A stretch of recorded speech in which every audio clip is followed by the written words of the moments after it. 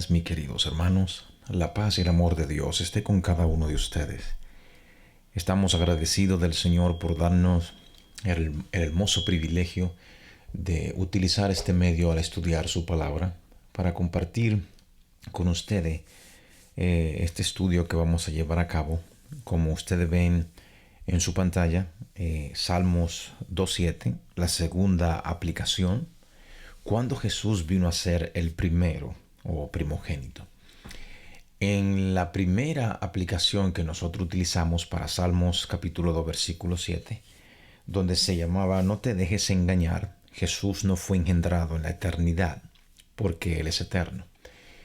Nosotros vimos que ese Salmo 2 versículo 7 es utilizado para decir de alguna forma que Jesús fue engendrado, lo cual en ese estudio que analizamos por la gracia de Dios pudimos darnos cuenta de que no es así.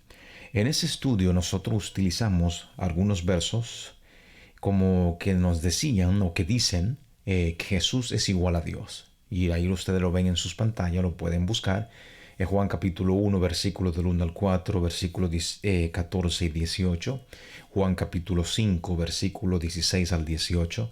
Juan capítulo 10, versículo 31 al 33. Esos versos, hay cientos de ellos, pero estos que nosotros utilizamos nos ayudan a entender, a comprender que Jesús es igual a Dios.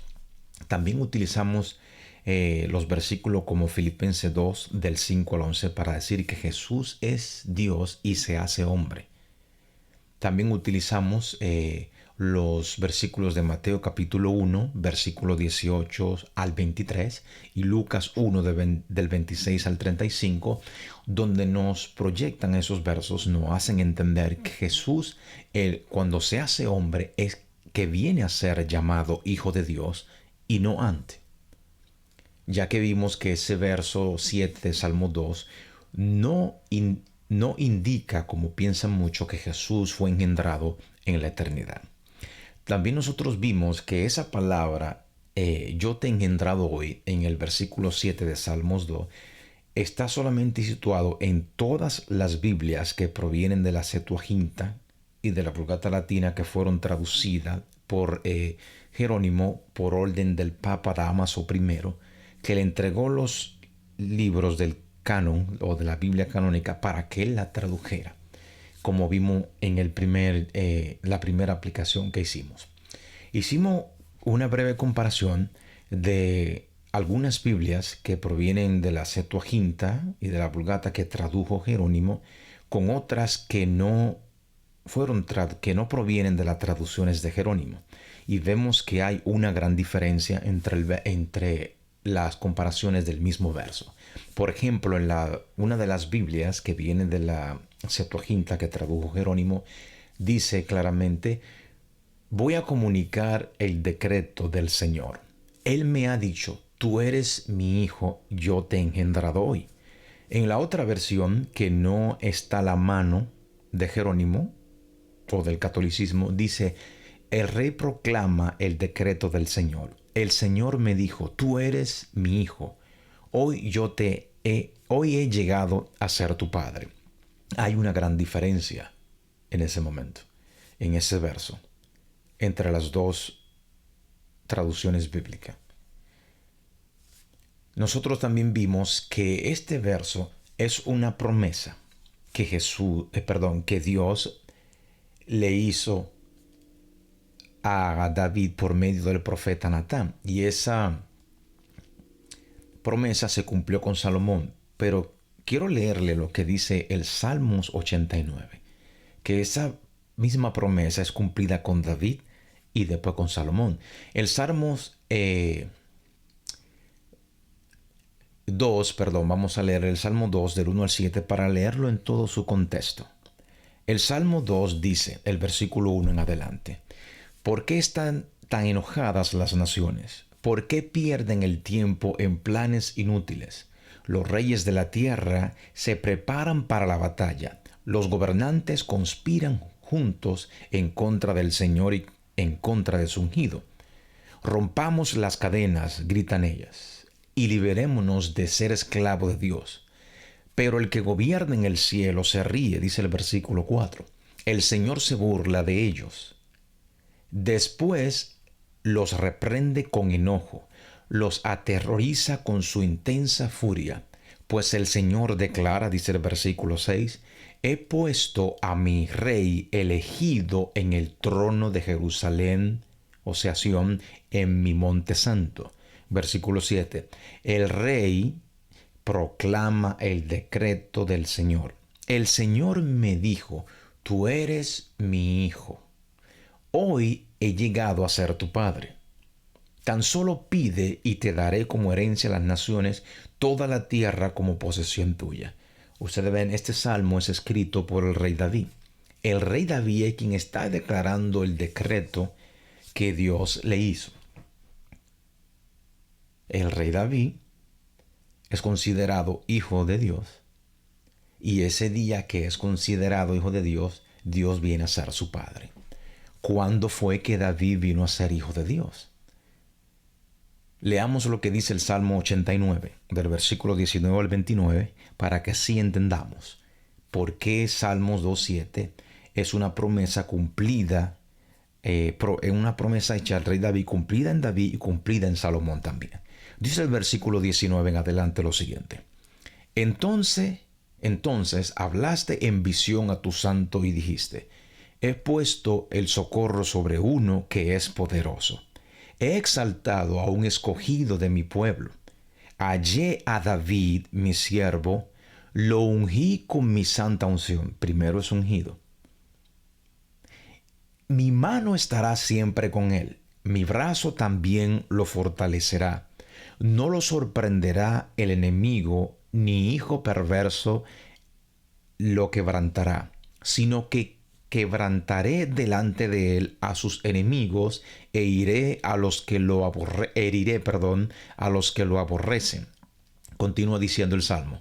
Versículo 24 dice, mi fidelidad y mi misericordia estarán con él, o sea, con David, y en mi nombre será exaltado su poder.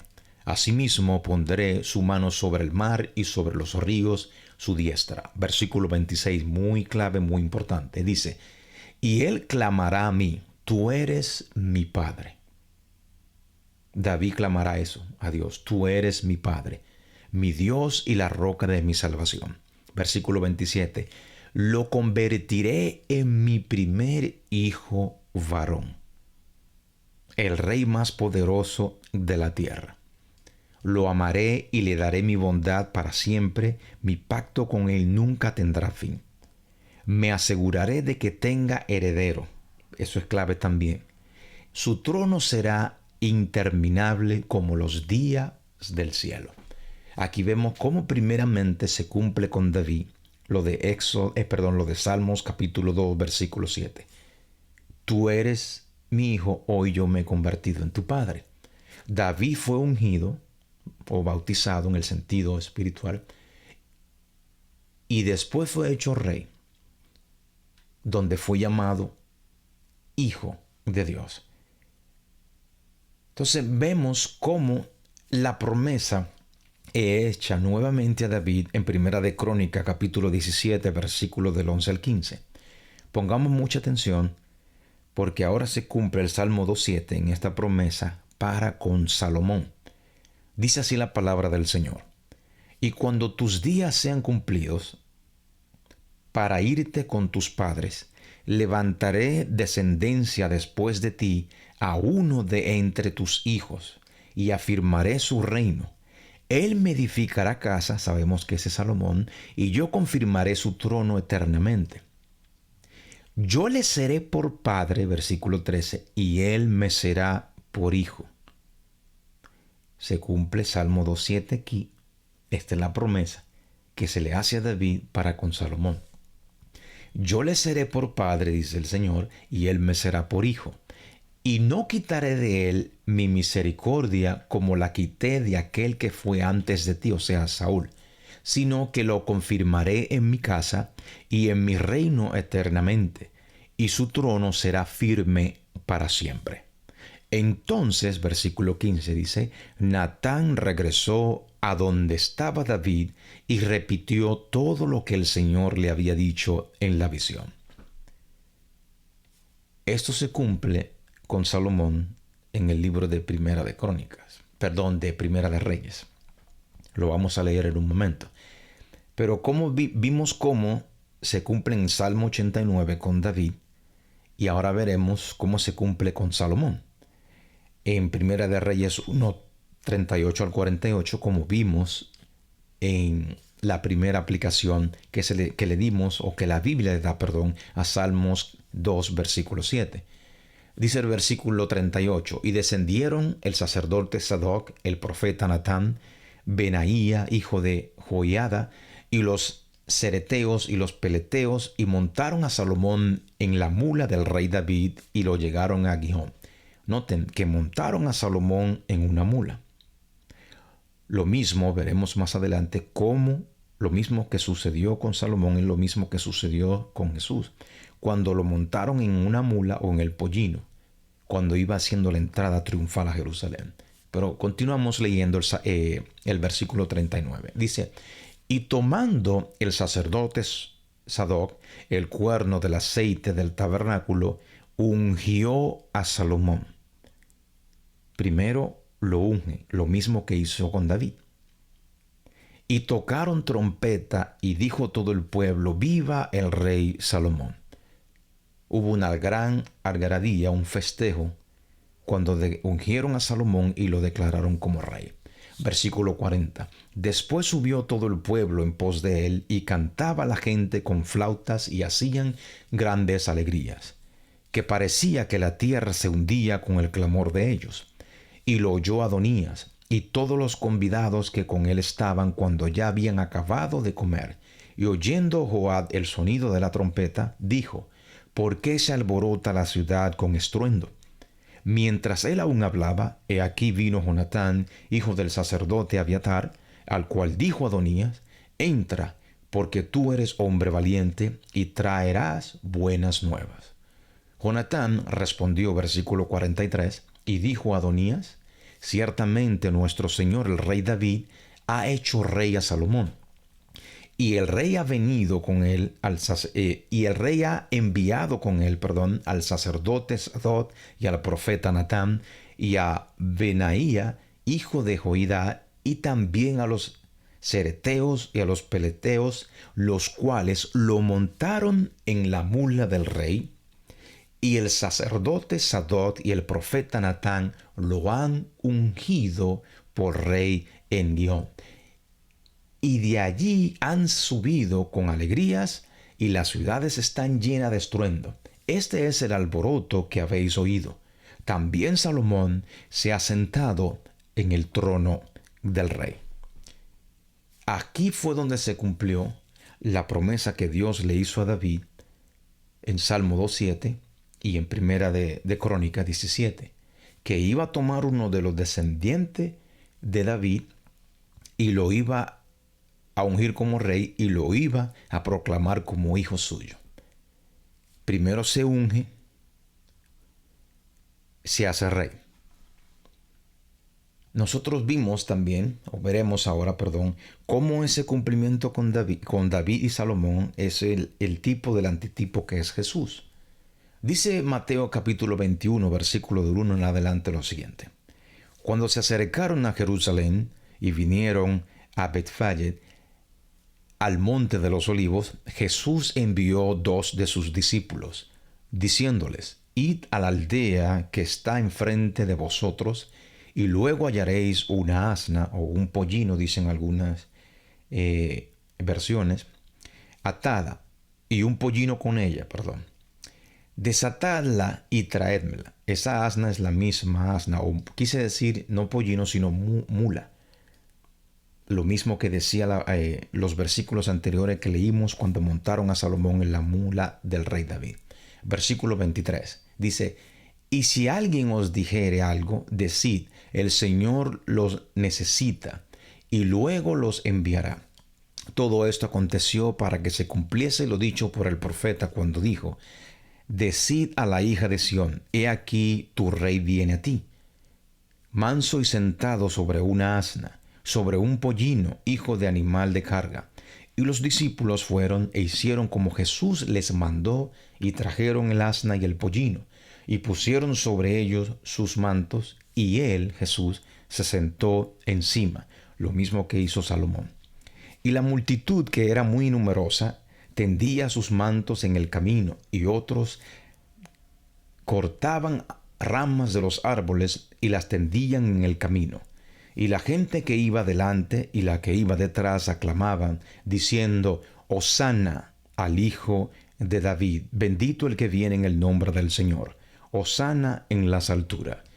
Cuando hicieron esto con Jesús, comenzaron a cantar lo mismo que hicieron en el tiempo con Salomón.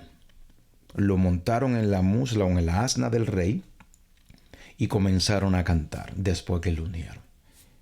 Y es el mismo proceso que hicieron con Jesús. Ahora veremos que ese proceso que se cumplió con David, con Salomón y con Jesús es lo mismo que sucederá con nosotros. Haciendo la comparación de Salmo 2.7 con Apocalipsis 21, versículos 6 y 7, dice el Señor Jesús lo siguiente: También dijo: todo ha terminado. Yo soy el Alfa y la Omega, el principio y el fin. A todo el que tenga sed yo le daré a beber gratuitamente de las manantiales del agua de la vida. Los que salgan vencedores, heredarán todas estas bendiciones, y yo seré su Dios, y ellos serán mis hijos. Lo mismo que dice Salmos 2.7. Mi hijo eres tú, hoy me he convertido en tu padre. Se nos será dicho a nosotros, como le fue dicho a David y a Salomón, de la misma manera. Cuando nosotros salgamos vencedores, que estemos ungidos, seremos llamados hijo de Dios, y Él será nuestro Padre. Ahora, ¿cómo es o cuál es la segunda aplicación que la Biblia le da a Salmos 2.7? Cuando Jesús vino a ser el primero, no sin antes decir los dos puntos o los dos principios bíblicos para interpretar la Biblia.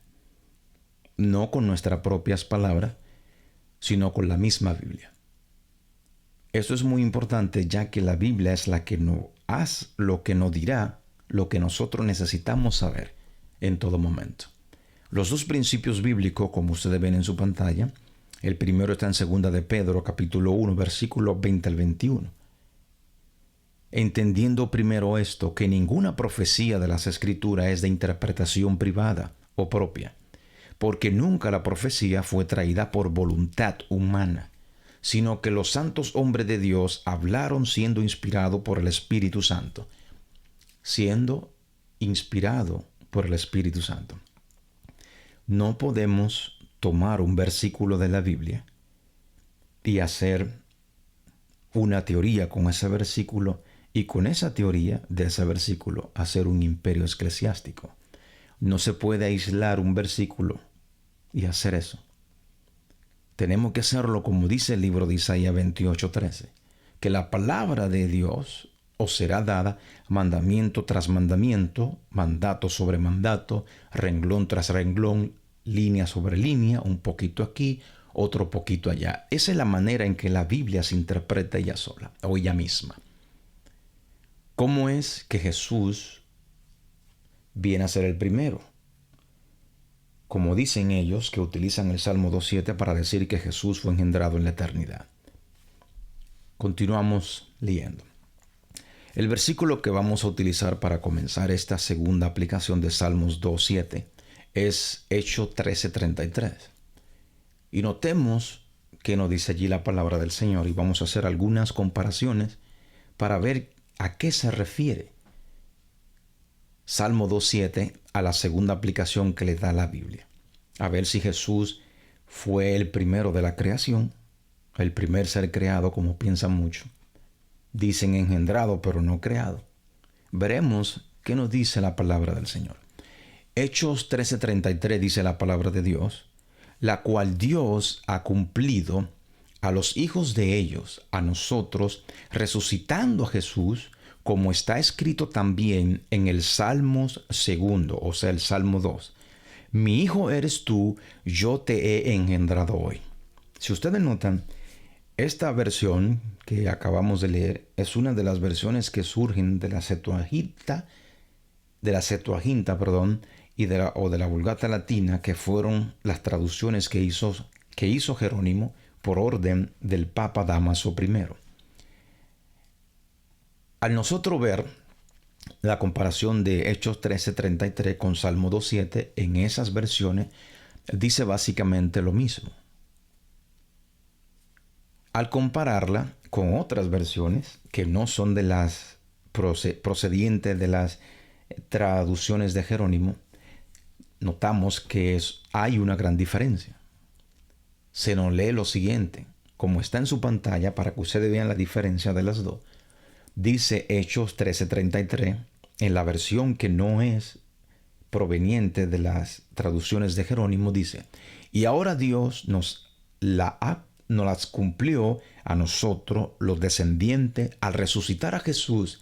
Esto es lo que el segundo salmo dice sobre Jesús: tú eres mi hijo, yo he llegado a ser tu padre.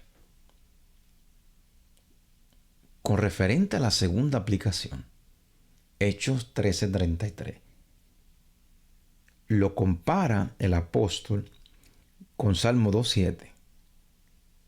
Y veremos a qué se está refiriendo él para decir que Jesús llegó a ser hijo de Dios, o el primero. Sigamos leyendo, que es muy interesante. Notemos la palabra en colores subrayada, que es muy importante. Leemos nuevamente. Y ahora Dios nos la cumplió a nosotros, los descendientes, al resucitar a Jesús. Al resucitar a Jesús. Al resucitar a Jesús.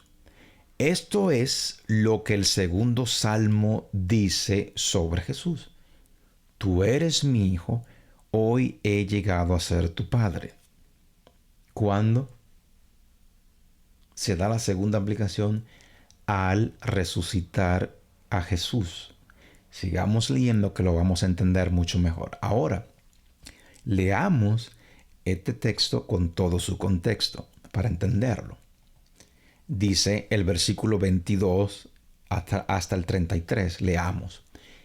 Pero Dios quitó a Saúl. Muy importante esto, porque después de Saúl vino David.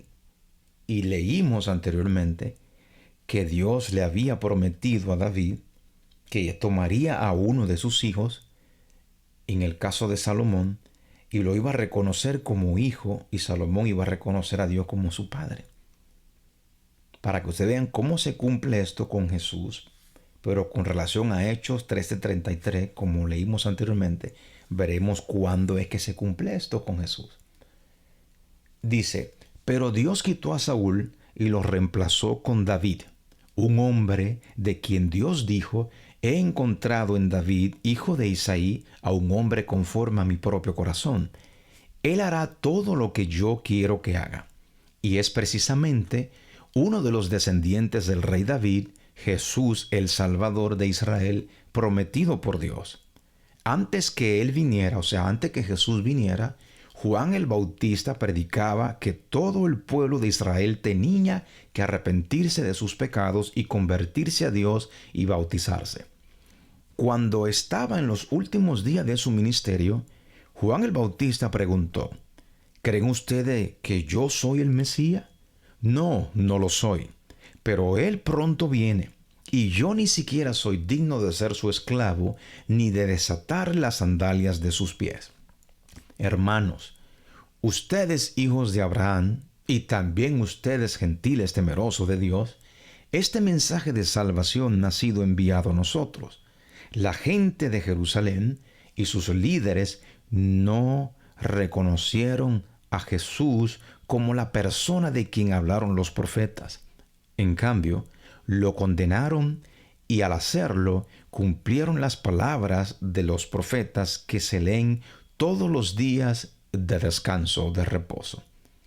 No encontraron ninguna razón legal para ejecutarlo, pero de cualquier forma le pidieron a Pilato que lo mataran. Una vez que llegaron a cabo todo lo que las profecías decían acerca de él, de Jesús, lo bajaron de la cruz y lo pusieron en una tumba. Pero Dios lo levantó de los muertos.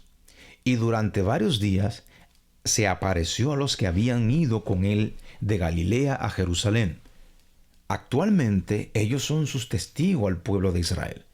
Y ahora nosotros estamos aquí para traerle la buena noticia. La promesa fue dirigida a nuestros antepasados. Y ahora Dios nos la cumplió a nosotros, los descendientes, al resucitar a Jesús. Esto es lo que el segundo salmo dice sobre Jesús: tú eres mi hijo, hoy yo te he engendrado. Al resucitar a Jesús, se cumple lo del segundo salmo, versículo 7. Vamos a leer otro más que no afirman esto mismo, que fue al resucitar a Jesús. Primera de Corintios 15:20, que al resucitar a Jesús vino a ser el primogénito de... Leamos lo siguiente. Dice el versículo 20 de Primera de Corintios 15. Lo cierto es que Cristo sí resucitó de los muertos. Él es el primer fruto de una gran cosecha, el primero de todos los que murieron. Lo mismo que leímos anteriormente de Hechos 13. Aquí se repite. Ahora leamos este texto en todo su contexto.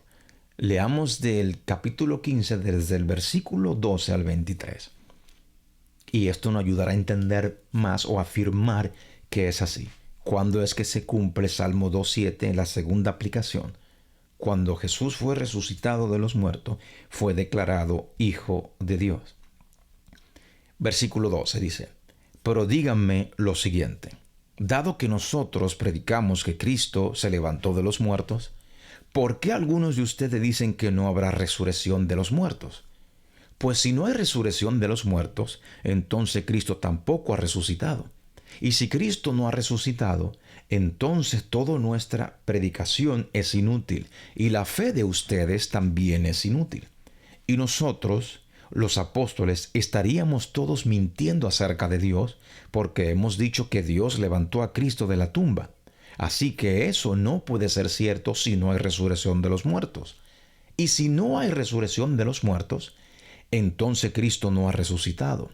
Y si Cristo no ha resucitado, entonces la fe de ustedes es inútil y todavía son culpables de sus pecados. En ese caso, todos los que murieron creyendo en Cristo están perdidos.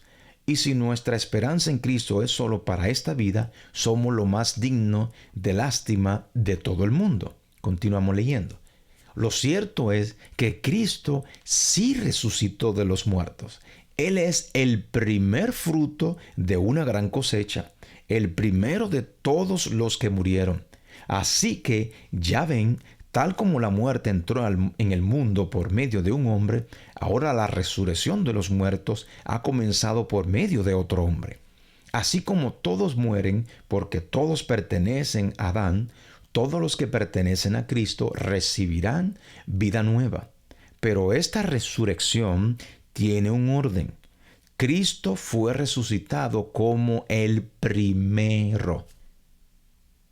Por eso es que es el primogénito de la cosecha. Luego, todos los que pertenecen a Cristo serán resucitados cuando Él regrese. Muy claro esto. Cuando Jesús viene a ser el primero, el primogénito, cuando es resucitado de los muertos.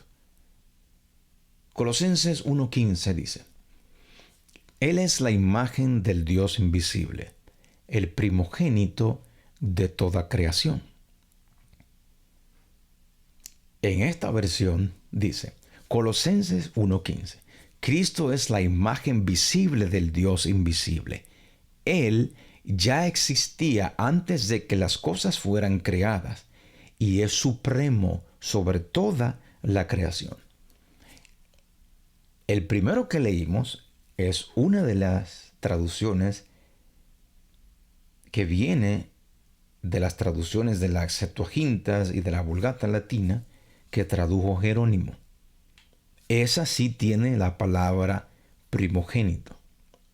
Pero en la que leímos debajo, que está en azul, Colosenses 1:15, no viene de la Septuaginta ni de la Vulgata latina que tradujo Jerónimo. Y noten la gran diferencia. La palabra supremo está subrayado en negro para que ustedes entiendan que es por así decirlo, lo mismo que dice primogénito. Pero debe decir el texto original supremo. Cristo es la imagen visible del Dios invisible. Él, Jesús, Cristo, ya existía antes de que las cosas fueran creadas. Y es supremo, no primogénito, es supremo. O sea que Él está por encima de toda la creación. Él es supremo sobre toda la creación, porque recordemos, hermanos, Él fue quien creó todas las cosas. Y un ser creado no puede crear. Eso quiere decir, si Él es el creador, quiere decir que Jesús es Dios. Leamos todo el contexto para entenderlo. Él es la imagen del Dios invisible, dice esta versión, el primogénito de toda creación. Vamos a hacer una comparación con todos estos versos. Porque en Él fueron creadas todas las cosas, las que hay en los cielos y las que hay en la tierra, visibles e invisibles, sean tronos, sean dominio, sean principados, sean potestades. Todo fue creado por medio de Él y para Él. Y Él es antes de todas las cosas, y todas las cosas en Él subsisten. Y Él es la cabeza del cuerpo, que es la iglesia, Él que es el principio, el primogénito de entre los muertos, para que en todo tenga la preeminencia. Escuchen bien, a ver si lo pueden entender en esta versión. ¿Cuándo es que Jesús viene a ser el primogénito para tomar preeminencia? Cristo es la cabeza de la iglesia, el que es el principio, el primogénito de entre los muertos, para que en todo tenga la preeminencia. Ahí es donde se cumple Salmos 2:7. Leamos estos mismos versos, pero de la versión que no es tocada o de las traducciones que hizo Jerónimo. Colosenses 1, del 15 al 18. Cristo es la imagen visible del Dios invisible. Él ya existía antes de que las cosas fueron creadas. Y es supremo, o sea que está por encima sobre toda la creación. Porque por medio de Él Dios creó todo lo que existe, y en los lugares celestiales y en la tierra hizo las cosas que podemos ver y las que no podemos ver, tales como tronos, reinos, gobernantes y autoridades del mundo invisible. Todo fue creado por medio de Él y para Él. Él ya existía antes de todas las cosas y mantiene unida toda la creación. Cristo también es la cabeza de la iglesia, la cual es su cuerpo. Él es el principio supremo sobre todos los que se levantan de los muertos. Así que Él es el primero en todo. Por eso es que Jesús es el supremo, el primogénito, porque Él tiene que ser el primero en todo. ¿Y cuándo se cumple Salmo 2:7? En esta segunda aplicación, cuando Jesús es levantado de los muertos, como dice lo que acabamos de leer, el versículo 18 de Colosenses 1, Cristo también es la cabeza de la iglesia, la cual es su cuerpo. Él es el principio supremo sobre todos los que se levantan de los muertos. Así que Él es el primero en todo. En todo Cristo es primero. El término primogénito, mis queridos hermanos, no significa primer nacido, sino el más importante.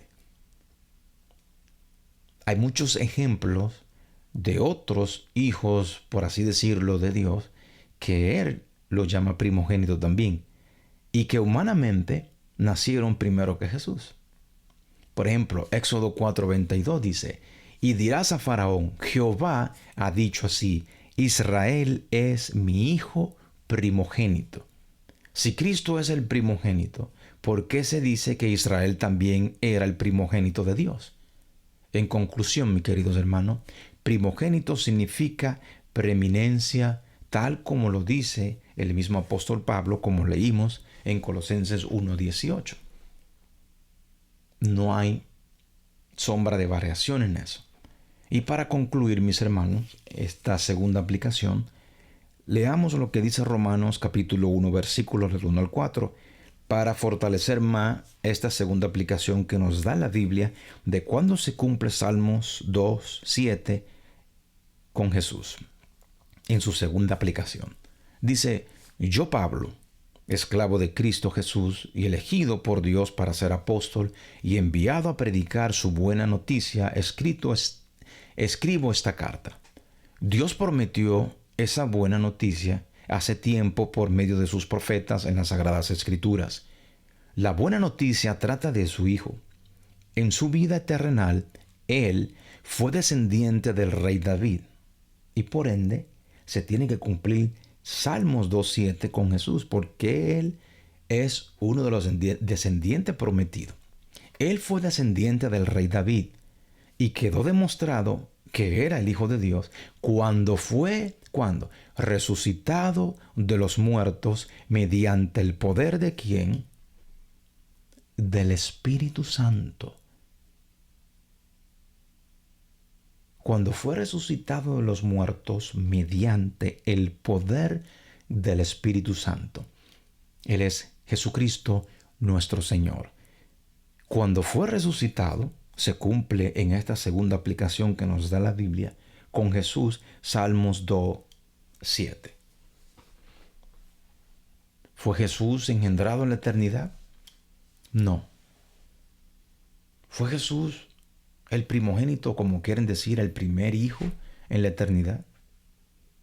¿O el unigénito en la eternidad? ¿O eso es un simbolismo para con nosotros también? No podemos coger un solo verso y entrecortarlo y sacarlo fuera de contexto para hacer decir cualquier doctrina que queramos decir. La Biblia es su propio intérprete. No se dejen engañar. Para el tiempo del fin, la gran mayoría está pendiente a guerras, rumores de guerras, enfermedades, peste, terremoto, entre otras cosas, catástrofes. Pero se olvidan de lo más importante.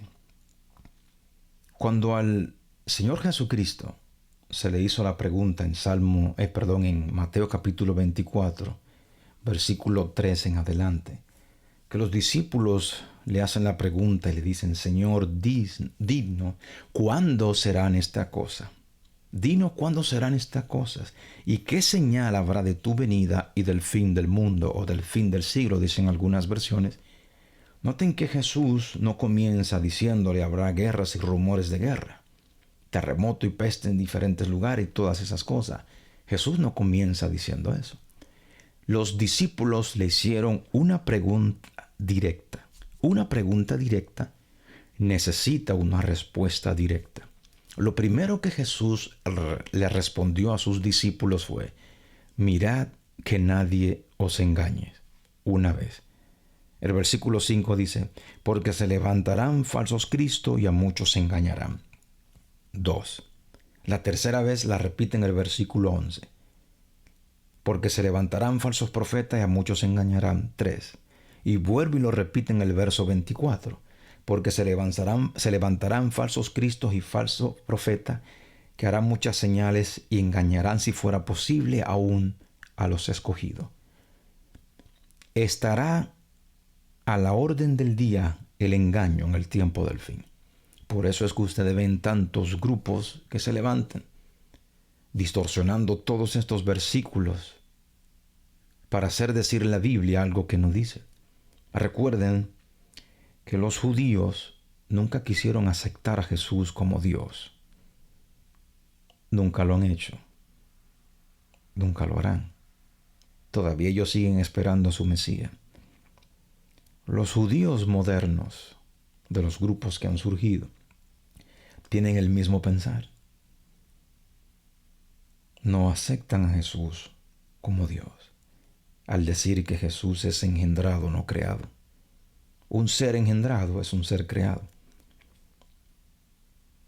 Busque las definiciones de engendrado para que ustedes vean. Jesús es eterno. Jesús siempre ha existido.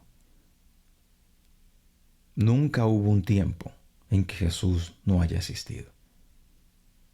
Recuerden que el plan de Satanás es destruir la deidad o la personalidad de Dios. Y está logrando este punto con muchas personas, lamentablemente. El engaño estará a la orden del día en el tiempo del fin. No te dejes engañar. Dios te guarde. Dios te bendiga. Que el Señor permita que el Espíritu Santo nos guíe en estos tiempos de prueba que estamos pasando. Bendiciones para todos. Maranata, Cristo viene pronto. Hasta la próxima.